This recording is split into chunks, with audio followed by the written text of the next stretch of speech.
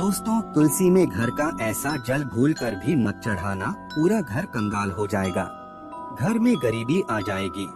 इसी के साथ हम जानेंगे कि किस दिन महिलाओं को तुलसी माँ को कभी भी गलती से भी जल नहीं देना चाहिए, वरना होता है घोर अनर्थ। माँ तुलसी के साथ ही माँ लक्ष्मी भी हो जाती है क्रोधित। तो पूरी जानकारी के लिए वीडियो को अंत तक जरूर देखना। शास्त्रों के अनुसार जहाँ पर तुलसी का पौधा होता है तो वहाँ पर साक्षात महालक्ष्मी अस्थायी रूप से वास करती हैं। आपको बता दें कि जो व्यक्ति सही तरीके से तुलसी की पूजा पाठ और देखभाल अगर कर लेता है तो सदैव महालक्ष्मी उसके घर में अपना स्थान बना लेती है।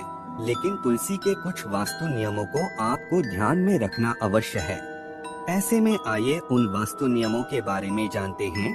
नंबर 1, नियमित तौर पर तुलसी के दर्शन करने और हाथ जोड़ने से व्यक्ति के सभी पाप खत्म हो जाते हैं।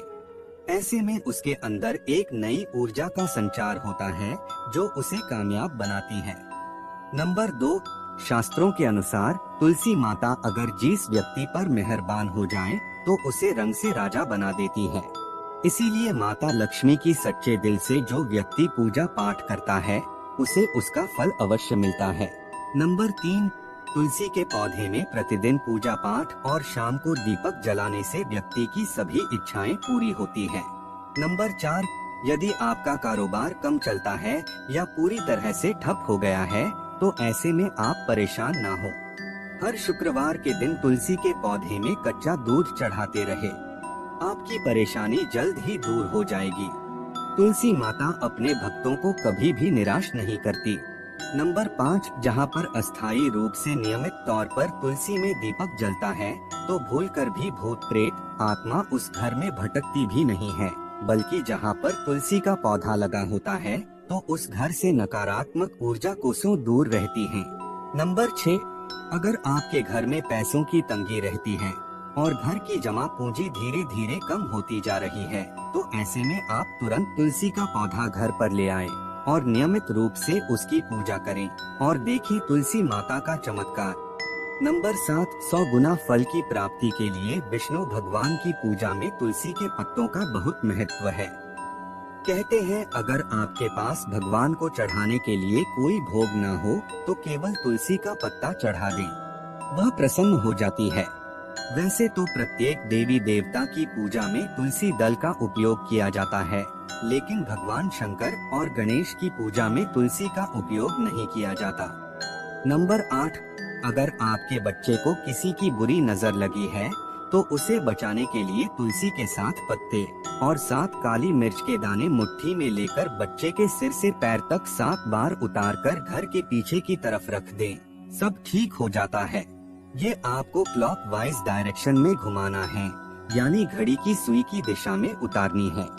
नंबर 9, परेशानी को जड़ से खत्म करने के लिए और बीमारी को दूर भगाने के लिए शाम होने से पहले 4-5 तुलसी के पत्ते तोड़कर तकिए के नीचे रखकर सो जाएं और सुबह होने के बाद कुछ पत्ते खा लें। धीरे धीरे आपकी सभी समस्या खत्म हो जाएंगी।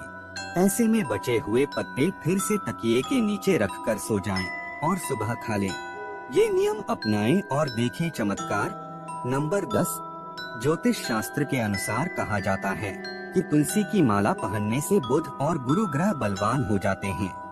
ज्योतिष के अनुसार कहा जाता है कि तुलसी की माला पहनने से सभी प्रकार के सुख मिलते हैं और कोई बुरी नजर कभी नहीं लगती। तुलसी की माला पहनने से पहले इसे गंगाजल और धूप दिखाना चाहिए। तुलसी की माला पहनने से पहले मंदिर में जाकर श्री हरि की पूजा करनी चाहिए। जो लोग तुलसी की माला पहनते हैं तो उन्हें प्याज और लहसुन और मांस मदिरा का सेवन छोड़ देना चाहिए। नंबर 11, यदि आपका हर कार्य सफल हो जाता है तो ऐसे में आप तुलसी के पौधों की जड़ को लेकर उसे गंगाजल से धो लें। इसके बाद ही इसकी ठीक तरह से पूजा करें और फिर पीले कपड़े में बांध कर रख दे। धीरे धीरे आपकी सभी समस्याओं का अंत हो जाएगा। नंबर 12, जो व्यक्ति तुलसी के पाउडर का इस्तेमाल करते हैं तो वो हमेशा भयंकर से भयंकर बीमारी से बचा रहता है, तो उसी का पाउडर कई अनेकों बीमारियों को जड़ से खत्म करता है। नंबर 13, जो व्यक्ति सच्चे दिल से तुलसी विवाह करवाता है तो सभी देवी देवताओं की कृपा उस पर बरसती है। तुलसी माता से देव उसके साथ रहती है और उसके हर बिगड़े कार्य को पूरा कर देती है। नंबर 14, तुलसी को कौन सी दिशा में रखें आइए जानते हैं। वास्तु शास्त्र के अनुसार तुलसी का पौधा लगाने के लिए उत्तर दिशा या उत्तर पूर्व दिशा या फिर पूर्व दिशा का चुनाव करना चाहिए। सबसे उत्तम है नंबर 15, तुलसी का पौधा कभी भी घर पर लाएं तो बृहस्पतिवार के दिन ही लाएं और सुबह के समय ही लगाएं और ऐसे में गलती से भी तुलसी के नीचे ना ही शिवलिंग को रखें और ना ही गणेश की प्रतिमा को। इस बात का विशेष ध्यान रखें कि तुलसी पर कभी भी गंदा यह अशुद्ध जल नहीं चढ़ाना चाहिए। हमेशा साफ शुद्ध जल का ही उपयोग करें। अगर जो पानी पीने के लायक ना हो तो ऐसे जल का उपयोग ना ही करें, जिससे जल को आप पीने के लिए उपयोग कर सकते हैं। ऐसे जल से ही तुलसी को पानी देना चाहिए। इसके अलावा कुछ और बातों पर भी ध्यान देने की जरूरत है। अगर आपने घर की तुलसी छत पर रखी है तो निश्चित रूप से आपके घर की उत्तर दिशा में चींटियां निकलनी शुरू हो जाएंगी। घर की उत्तर दिशा में कहीं ना कहीं दरारें पड़नी भी शुरू हो जाएंगी। जिन लोगों के घर पर तुलसी का पौधा नहीं होता वहाँ पर कबूतर अपना घोंसला बना लेते हैं। इसे बुरे केतु की निशानी माना जाता है।